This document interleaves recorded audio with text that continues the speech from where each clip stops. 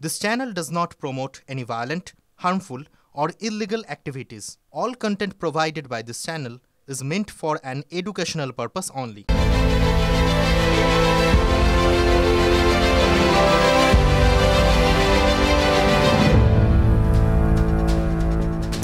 সময় এখন স্পেশাল কথা বলার। দেখুন, ব্রেকে যাওয়ার আগেই আপনাদের বলেছি রেলে রাজনীতি আটকে নেই। অবশ্যই রেল ট্র্যাক ধরেও রাজনীতি ছুটবে আগামী কিছুদিন, কিন্তু শুধু রেল ট্র্যাকে নয়, রাজনীতির নিজের ট্র্যাক আছে, আর সেই লাইন ধরে নিজের ছন্দে এগোচ্ছে। যেমন কলকাতার মেয়র ফিরহাদ হাকিম নিজের এলাকায় ভোটারদের জন্য ধন্যবাদ জানাতে চেয়েছেন। ভোটারদেরকে তিনি ধন্যবাদ জানাবেন বলে কার্ড তৈরি করেছেন। কার্ডের ছবিটা দেখুন, ফুল স্ক্রিন সেই কার্ডের ছবি আপনাদের দেখাচ্ছি। বাংলা বিরোধীদের বিসর্জনের জন্য ধন্যবাদ।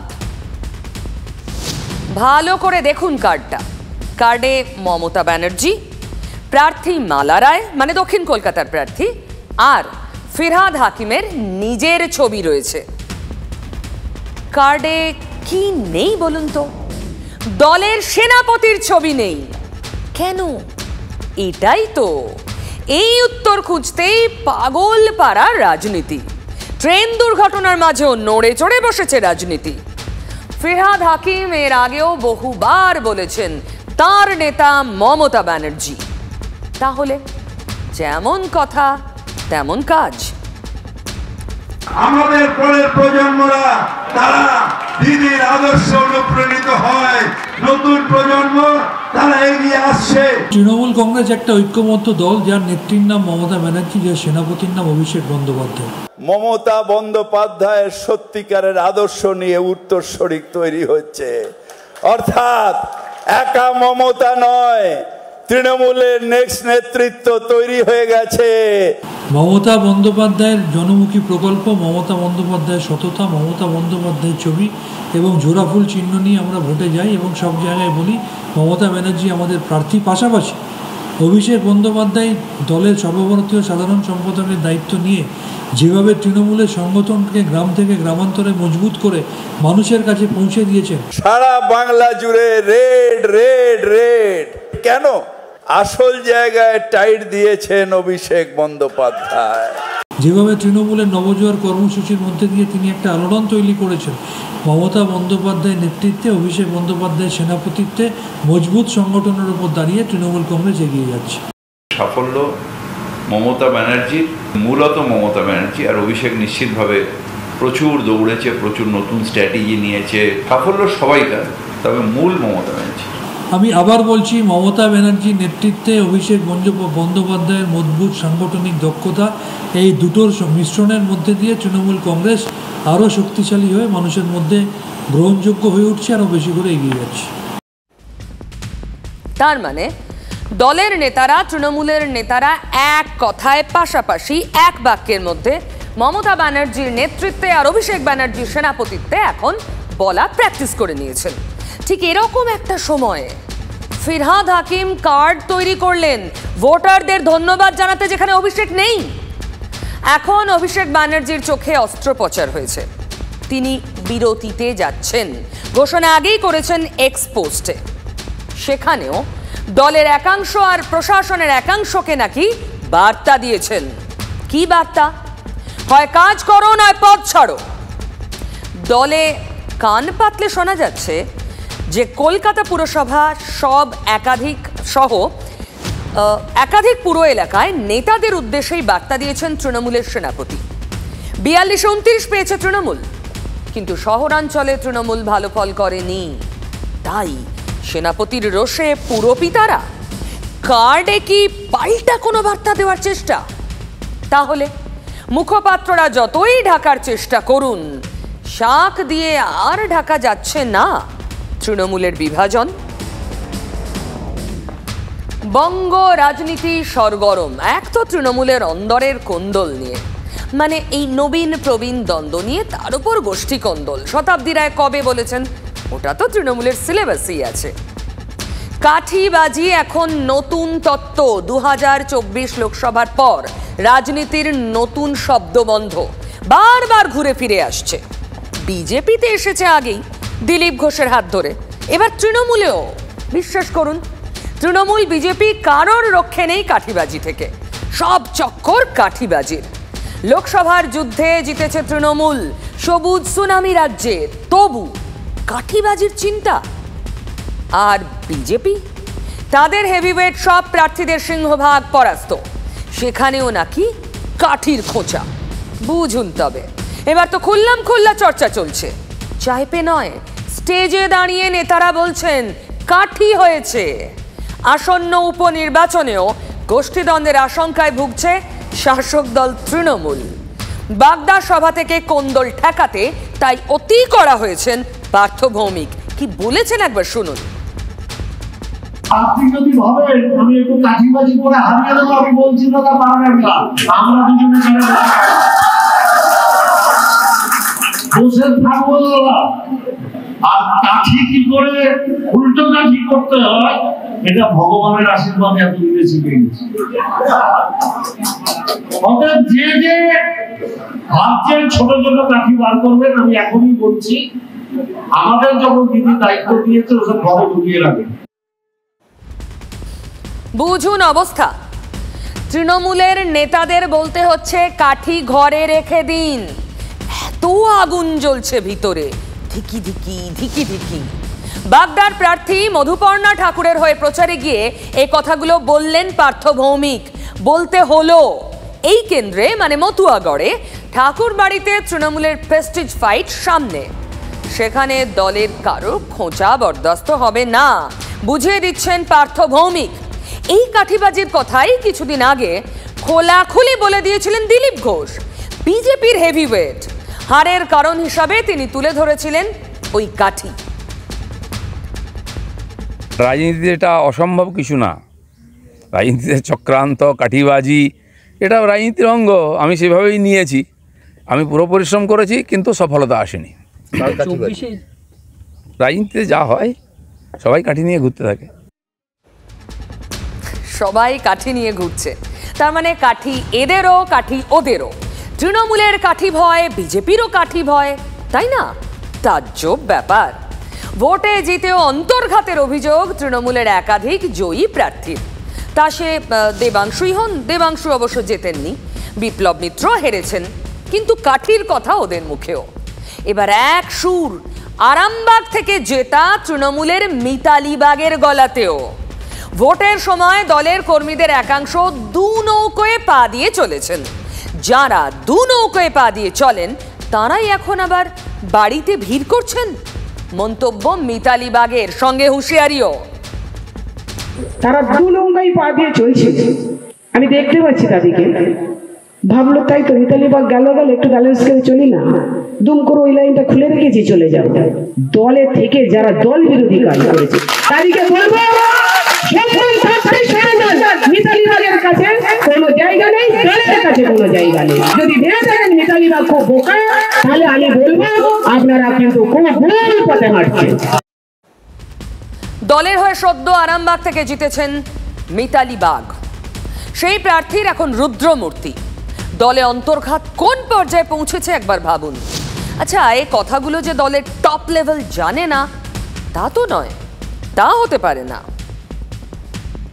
যারা বারবার করে সে বাংলাকে বঞ্চনার কথা বলেন, বাংলার মানুষের পাশে দাঁড়ান না, তাদের বাংলার মানুষ প্রত্যাখ্যান করেছে। কিছু মির্জাফর নিশ্চয়ই আছে, তাদেরও প্রত্যাখ্যান করেছে। বাংলার মানুষ মমতা বন্দ্যোপাধ্যায়ের সাথে ছিল, আছে, থাকবে। মির্জাফর, দলে মির্জাফর রয়েছে বলছেন ফিরহাদ হাকিম। কারা তারা? চিহ্নিত করা হয়েছে? সামনে তো উপনির্বাচন, তার আগে কি বেশি সতর্ক জোড়াফুল শিবির? কাঠিবাজি বরদাস্ত নয়, খুল্লা বলে দিতে হচ্ছে এজন্য। কিন্তু দলে কোন শিবিরকে তাক করছে সেটা বোঝা যাচ্ছে কি? বিজেপি বলছে তৃণমূল দুই শিবিরেরই ঘরে ঘরে কাঠির ভান্ডার নাকি?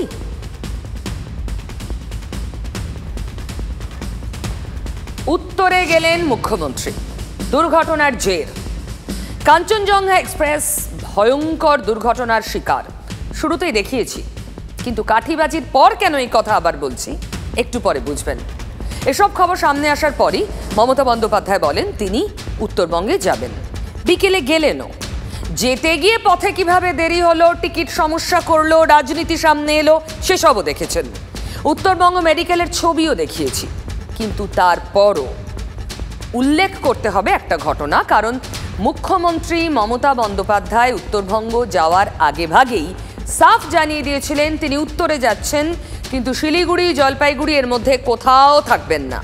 কোথায় থাকবেন? হাসপাতালের পর তার গন্তব্য হবে সোজা কোচবিহার।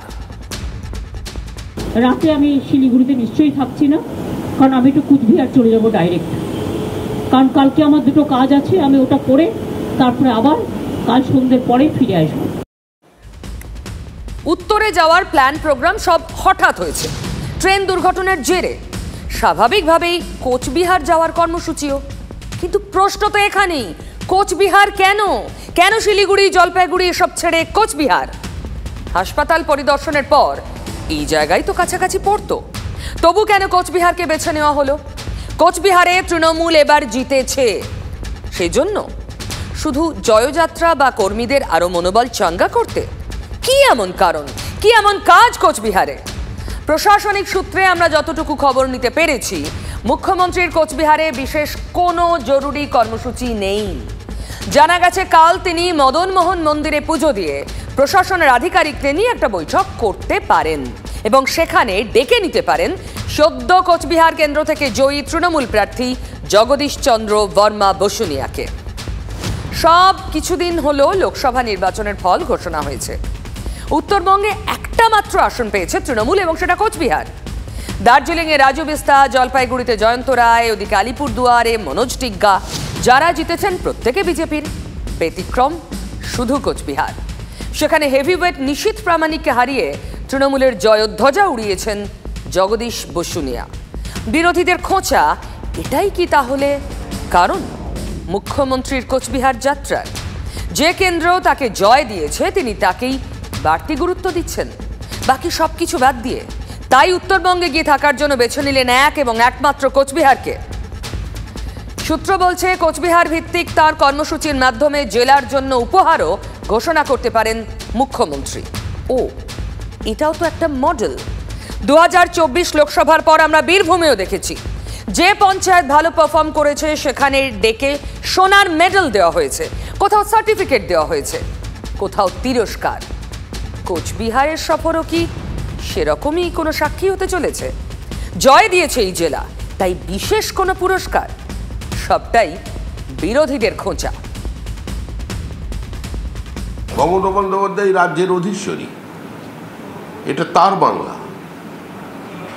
এই রাজত্ব তার, তিনি সর্বত্র গমন করবেন, এটাই স্বাভাবিক। এই নিয়ে প্রশ্ন তোলার অপরাধে যে কোনো মূল্যে মুহূর্তে আপনি আক্রান্ত হতে পারেন। এদিকে ভুললে চলবে না, এই কোচবিহারে হাজির কারা? বিজেপির কেন্দ্রীয় দল আজই। ভোট পরবর্তী সন্ত্রাসের অভিযোগ তৃণমূলের বিরুদ্ধে।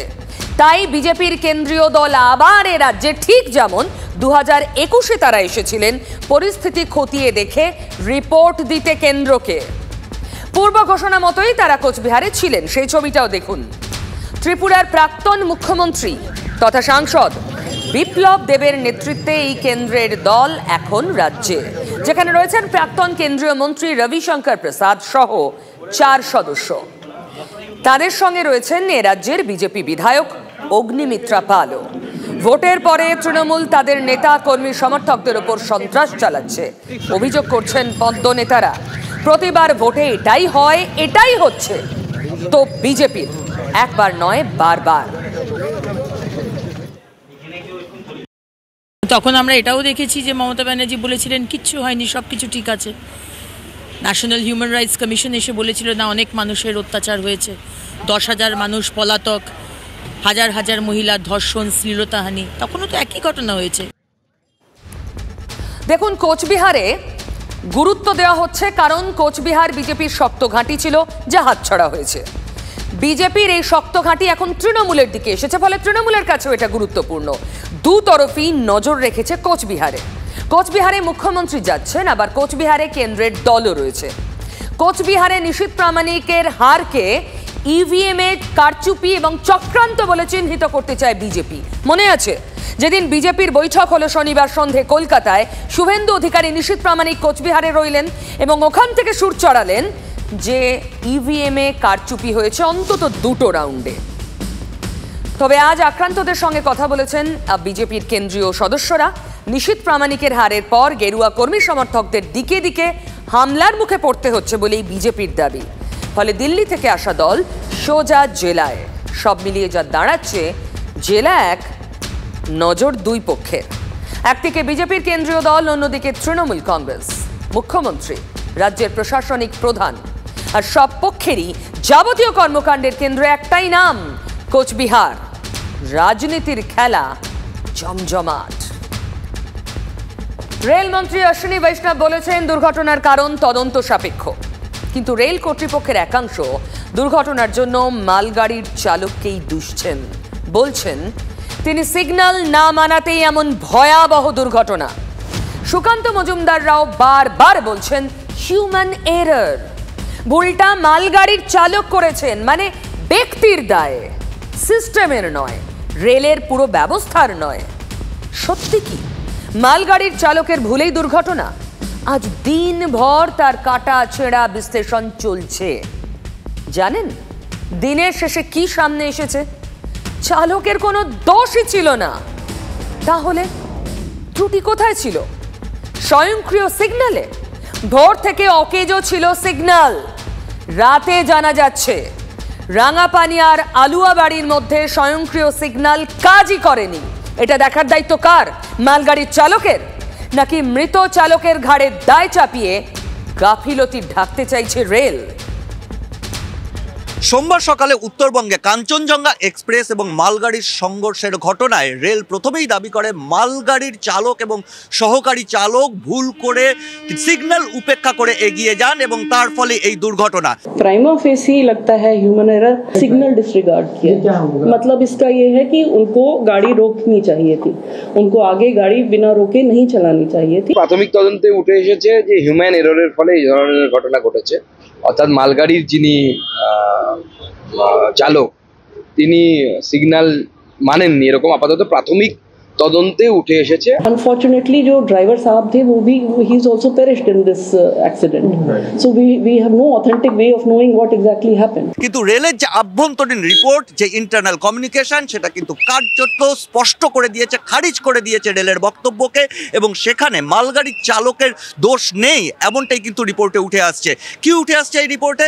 জানা যাচ্ছে রাঙাপানি স্টেশন অর্থাৎ নিউ জলপাইগুড়ির পরে রাঙাপানি স্টেশন প্রথমে পেরিয়েছিল কাঞ্চনজঙ্ঘা এক্সপ্রেস 8:27 এবং সেই সময় স্বয়ংক্রিয় সিগন্যালিং ব্যবস্থা খারাপ থাকায় পেপার ক্লিয়ারেন্স দেওয়া হয় এবং সেই পেপার ক্লিয়ারেন্সের ভিত্তিতে 8:27 কাঞ্চনজঙ্ঘা এক্সপ্রেস রাঙাপানি স্টেশন ছেড়ে এগিয়ে যায় আলুয়াবাড়ির দিকে, এবং তার ঠিক পেছনেই থাকা এই মালগাড়ি 8:42 একইভাবে পেপার সিগন্যালের ওপর ভিত্তি করে এগিয়ে যায় এবং পরবর্তী যে সিগন্যালিং যে ব্লক রয়েছে, যে ব্লক সেকশন রয়েছে, সেটি হচ্ছে রানীপাত্র এবং চটেরহাট স্টেশনের মাঝখানে, সেই অংশেও কিন্তু সিগন্যাল খারাপ ছিল। স্বয়ংক্রিয় সিগন্যাল খারাপ থাকার ফলে সেখানেও রানীপাত্র স্টেশনের স্টেশন ম্যানেজার কাঞ্চনজঙ্ঘা এক্সপ্রেস এবং তার পেছনে থাকা এই মালগাড়ির চালককে পেপার সিগন্যাল বা পেপার ক্লিয়ারেন্স ইস্যু করেন, যার ভিত্তিতে এই দুটি ট্রেন এগিয়ে যায় এবং সেখান থেকে এটা স্পষ্ট যে মালগাড়ির চালক কোনোভাবে সিগন্যাল উপেক্ষা করে এগিয়ে যায়নি, রানীপাত্র স্টেশনের স্টেশন ম্যানেজারের নির্দেশ মতোই এগিয়ে গেছে। আমাদের যে অ্যাডভান্স সিস্টেম তো রেলের এই সিগন্যালিং ব্যবস্থাটা, একটা লাইনে তো দুটো ট্রেন কোনোভাবেই ঢোকার কথা, ঢুকলে তো সমস্ত এই রিলে সিস্টেমে শো হয়। যেটা জানা যাচ্ছে কি সিগন্যালের একটু ডিফেক্ট ছিল আর কি, এর জন্য এরকম হয়েছে আর কিছু। এটাই তো লাস্ট সিগন্যালিং সিস্টেম, মানে যেখানটা দুর্ঘটনা ঘটেছে ওখান থেকে। সেখানে দাঁড়িয়েই সব থেকে বড় প্রশ্ন ওঠে যে পেপার ক্লিয়ারেন্স থাকলে ট্রেনের গতি বেগ কিন্তু বেঁধে দেওয়া হয়, যেটা আমরা জানতে পারছি যে কাঞ্চনজঙ্ঘা অত্যন্ত কম গতিতে যাচ্ছিল, তাহলে হঠাৎ করে এই মালগাড়ি 78 কিলোমিটার স্পিডে এগোলো কেন? কারণ একটি সূত্র থেকে জানা যাচ্ছে যে শেষ মুহূর্তে মালগাড়ির চালক ব্রেক মারার চেষ্টা করেন এবং সেটা 8:47 এবং 17 সেকেন্ডের মধ্যে ব্রেক মেরে তিনি গাড়ি দাঁড় করানোর চেষ্টা করেন, যেটা কার্যত বিফলে যায়। যায় এবং সেই জায়গা থেকেই 78 কিলোমিটার স্পিডে অর্থাৎ পেপার ক্লিয়ারেন্স ইস্যু করা হলে যে নির্দিষ্ট গতিবেগে ট্রেন চলার কথা তার থেকে অনেক বেশি গতিতে কি করে সেই ট্রেন চললো সেটাই কিন্তু এই মুহূর্তে সবথেকে বড় রহস্য। আতঙ্ক যেন পিছু ছাড়ছে না, ঘুরে ফিরে আবার সেই ট্রেনেই উঠতে হলো যে ট্রেনে মৃত্যু ভয় বসে আছে। কাঞ্চনজঙ্ঘা এক্সপ্রেসে সওয়ার থাকাকালীন ভয়ঙ্কর দুর্ঘটনার সাক্ষী হয় দুটো পরিবার। দুর্ঘটনার পরই তারা ট্রেন থেকে নেমে পড়েন প্রাণে বাঁচতে। সড়ক পথে তখন মালদা এসে পৌঁছন তারা। মালদা স্টেশনে পৌঁছে সেই দুর্ঘটনাগ্রস্ত কাঞ্চনজঙ্ঘাতে আবার উঠতে হলো তাদের। ভাগ্যের কি পরিহাস, গৌহাটি থেকে শিয়ালদা ফিরছিলেন তারা। হ্যাঁ, ওই ট্রেনে ছিলাম আমি, পেছন দিকের জেনারেল 2 নম্বর জেনারেলে ছিলাম, পেছন দিক থেকে দ্বিতীয়টাতে। এবার প্রচণ্ড জার্কিংয়ের ফলে আমি সঙ্গে সঙ্গে ভয় খেয়ে যাই। ভয় খেয়ে আমি গাড়ি থেকে নেমে যাই। নেমে যেয়ে দেখি যে আমার একটা কামরা পুরো দুমড়ি মুচি গেছে, আর দুটো যে কন্টেনার টাইপের ছিল সেটার মধ্যে একটা ইঞ্জিনে উঠে যায়। যখন বসেছিলাম তখন হঠাৎ করে একটা ঝাটকা এসেছিল। তখন এই বাচ্চাটা আর এই বাচ্চাটা একটা বিছানায় ছিল, ওপরই ছিল। তারপরে উনি বসেছিল, তখন ওরা নিচে পড়ে গেছে। পড়তে পড়তে ও ধরে ফেলেছে, কিন্তু অল্পতে বেঁচে গেল, সত্যি কথা যেটা। আর মনটা আতঙ্ক তো এখনও অনেক আতঙ্ক হচ্ছে, কী করবো, মানে ভগবান মনে আমাদেরকে দিয়ে দিয়েছে, মানে কি করব, কিভাবে বেঁচে এলাম আমরা বুঝতে পারছি না, কি করব। শুয়েছিলাম আমি জেনারেল কম্পার্টমেন্টের সামনের দিকে ছিলাম, তো সবার সঙ্গে সঙ্গে ঠিক 5 থেকে 10 মিনিটের মধ্যে একটা মানে ঝাঁকুনি লাগে জোরে, ঠিক আছে। আমার ওই পাশে যে একটা ছেলে ছিল ও ঘুমাচ্ছিল, ও পড়ে গিয়ে ওর মাথাটা ফেটে যায়। তারপর ট্রেনের মধ্যে সবাই তো ভয় পেয়ে যায়, হুটোপাটা বেঁধে যায়। রাঙাপানিতে দুর্ঘটনার কবলে পড়া ট্রেন যাত্রীদের বাড়ি ফেরার ব্যবস্থা করল রাজ্য পরিবহন দপ্তর। শিয়ালদা স্টেশন থেকে 10টা বাসে পৌঁছে দেওয়ার ব্যবস্থা হয়। বাস ছাড়াও 100টা গাড়ির বন্দোবস্ত করা হয়েছে পরিবহন দপ্তরের তরফে। কাঞ্চনজঙ্ঘা এক্সপ্রেস করে বহু যাত্রী আসছেন শিয়ালদহ স্টেশনে, যারা মূলত দুর্ঘটনাগ্রস্ত এলাকায় রীতিমতো দিশেহারা হয়ে পড়েছিলেন। সেই সব যাত্রীদের জন্য ব্যবস্থা করা হয়েছে রাজ্য সরকারের তরফে প্রায় 10টির বেশিরও বাস। এই সরকারি বাসগুলো মূলত ওই যাত্রীদের নিয়ে তাদের বাড়ি বাড়ি পৌঁছে দেওয়ার ব্যবস্থা করবে। একই সঙ্গে প্রায় 100র বেশি গাড়ি থাকছে, ছোট গাড়ি, যে গাড়িগুলো বাড়ির দুয়ার অবধি পৌঁছে দেবে সেই যাত্রীদের। মূলত কাঞ্চনজঙ্ঘা এক্সপ্রেসে যাত্রীদের আসার কথা প্রায় ভোর 3টে থেকে 6টার মাঝে, কারণ 9:30 থেকে 10 ঘন্টা দেরিতে চলছে কাঞ্চনজঙ্ঘা এক্সপ্রেস। তাদের জন্য রেলের তরফে খাবারের ব্যবস্থা করা হচ্ছে, স্টেশনগুলিতে প্রাথমিক চিকিৎসার ব্যবস্থা থাকছে, কিন্তু সবথেকে বেশি যেটা প্রয়োজন সেটা হচ্ছে ট্রান্সপোর্টেশন, অর্থাৎ শিয়ালদহ স্টেশনে নামার পর তারা কোথায় যাবে, সেই কারণে এই বাস এবং ছোট গাড়ির ব্যবস্থা করা হয়েছে।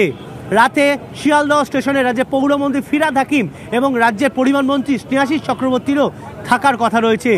তাদের মূলত দায়িত্ব দেওয়া হয়েছে গোটা প্রক্রিয়াটি তদারকি করার। ক্যামেরায় কুণাল গাঙ্গুলির সঙ্গে সায়ন্ত ভট্টাচার্য, TV9 বাংলা, শিয়ালদহ স্টেশন।